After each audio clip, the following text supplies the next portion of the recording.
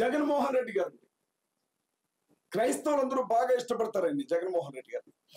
జగన్మోహన్ రెడ్డి గారు వ్యక్తిగతంగా ఆయనకు వచ్చిన ఇమేజ్ కాదు. రాజశేఖర్ రెడ్డి గారి ఏకైక కొడుకు కావడం, రాజశేఖర్ రెడ్డి గారు దుర్మరణం చెందటం, ఆ విధంగా ఆయన ప్రజల్లో సానుభూతిని తీసుకున్నాడు, వారసత్వాన్ని లెగసీని తీసుకున్నాడు.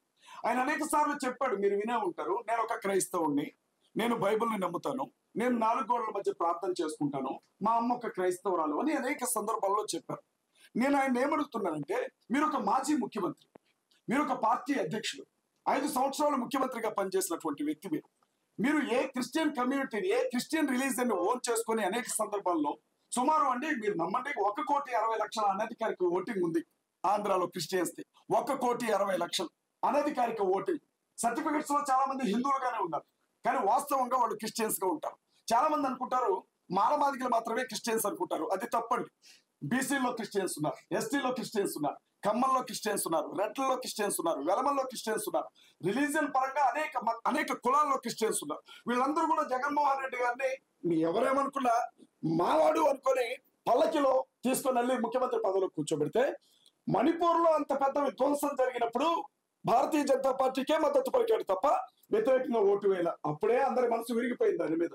కానీ తన సొంత రాష్ట్రంలో ఒక గొప్ప దైవజనుడు అనుమానాస్పద స్థితిలో చనిపోయి ఉంటే నోరు తెరచి, ఇది హత్యనా, ఇది యాక్సిడెంట్నా, నా తోటి క్రైస్తవులు, నన్ను గెలిపించిన వారు, నాకు అండగా నిలబడిన వారంతా ఏడుస్తున్నారు, ఏడవడమే తప్ప ఏమీ చేయడం చేతగాని వాళ్ళు, నేను మాట్లాడాలని ఒక్క మాట అంటే ఒక్క మాట కూడా జగన్మోహన్ రెడ్డి మాట్లాడారు.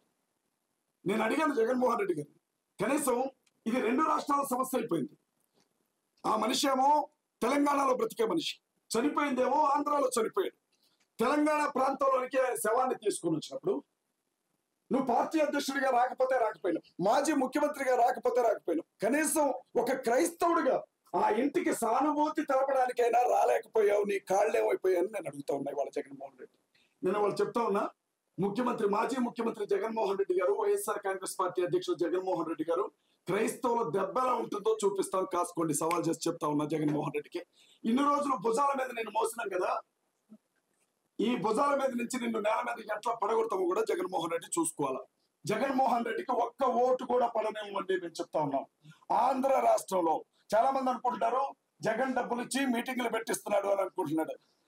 జగన్మోహన్ రెడ్డి గారికి 2 లక్షల కోట్లు 3 లక్షల కోట్లు ఆస్తున్న మా ఆత్మ గౌరవం ఉందని మాకు వెంట్రుకతో సమానం.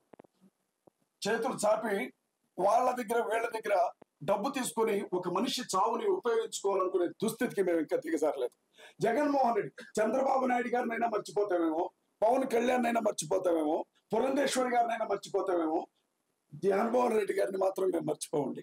ఆయనకి ఖచ్చితంగా రివర్స్ గిఫ్ట్ ఇస్తాం, రిటర్న్ గిఫ్ట్ ఇస్తాం. మేము ఈ విషయం చాలా స్పష్టంగా చెప్పాలనుకునే ఈరోజు మేము ప్రెస్ మీట్ ఏర్పాటు చేస్తాం. మన తెలంగాణలో ఇక చంద్రబాబు గారి గురించి చెప్పేది ఏముందండి, మీ అందరికీ తెలుసు. ఆయన క్రైస్తవులకు ప్రత్యేకంగా ప్రేమించేవాడు కాదు, క్రైస్తవుల్ని పెద్దగా ద్వేషించేవాడు కాదు అని అంటూ ఉంటారు. కానీ వాస్తవం ఏంటంటే దళితులుగా పుట్టాలని ఎవరు కోరుకుంటారు అని చెప్పిన ఏమంటారు వజ్రాల, ఆ వజ్రాల లాంటి పదాలు ఆయన చెప్పినవే. ఇంకొక మాట కూడా అన్నాడు ఆయన, చంద్రబాబు నాయుడు గారు, హిందువులు బై బర్త్ హిందువులుగానే ఉన్నారు, ముస్లింలు బై బర్త్ ముస్లిమ్స్ గానే ఉంటారు, క్రైస్తవులు మాత్రం డే బై డే వీళ్ళు పెరుగుతూ పోతున్నారు, దేవాలయాల దగ్గరకు వచ్చి కూడా వీళ్ళు మత మార్పిడి చేస్తారు అని చెప్పి మాట్లాడినటువంటి ఆ గొప్ప శాంతి దూత పదాలను మేము ఎప్పుడూ జ్ఞాపకం ఉంచుకుంటాం. చంద్రబాబు నాయుడు గారు నిన్న కాక మొన్న వీరయ్య చౌదరి గారు ఎవరు చనిపోయారు. చక్కగా చంద్రబాబు నాయుడు గారు వెళ్ళిపోయి ఆ ర్యాలీలో ముందు నడిచి అటొక ఫోటో ఇటొక ఫోటో పట్టుకొని నడిచిన ఆయన ఎప్పటి వరకు కనీసం ప్రవీణ్ పగడాల గారు చనిపోతే ఆ ఇంటికి మగదిక్కు లేదు, వెళ్ళి ఆ తల్లిని ఒక అన్న స్థానంలోనో తండ్రి స్థానంలోనో నిలబడి 4 ధైర్యం చెప్పే మాటలు చెప్పొద్దామని అనుకోలే. చంద్రబాబు నాయుడు గారు మీరు గుర్తుపెట్టుకోండి, పవన్ కళ్యాణ్ గారు కావచ్చు, బీజేపీ కావచ్చు, జాకీలు పెట్టి లేపినా మిమ్మల్ని ముఖ్యమంత్రి కారేమో ఆంధ్రాలో. నేను చాలా స్పష్టంగా చెప్తా ఉన్నా, క్రైస్తవులందరి తరపున చెప్తా ఉన్నా, నేను ఒంటరిగా చెప్పట్లా, క్రైస్తవులందరి గుండెల్లో ఉండే బాధలు చెప్తా ఉన్నా. ఎన్ని జాకీలు పెట్టినా ఎన్ని నినాదాలు చేసినా చంద్రబాబు నాయుడు గారు ఆంధ్ర రాష్ట్రంలో ముఖ్యమంత్రిగా ఉండడం ఇదే చివరిసారి.